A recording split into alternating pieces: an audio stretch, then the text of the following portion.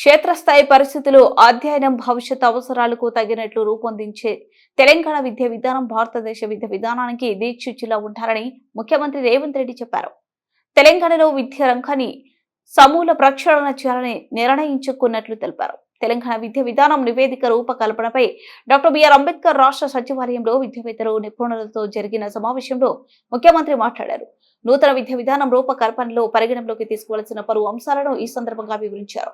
విద్యారంగంపై అయ్యే వ్యయానికి ప్రభుత్వం వెనుకాడదని, ప్రత్యేక విద్యా కార్పొరేషన్ ఏర్పాటు చేసే మౌలిక వసతులు ప్రమాణాలు మెరుగుకు ఖర్చు చేయాలని నిర్ణయించామని తెలిపారు.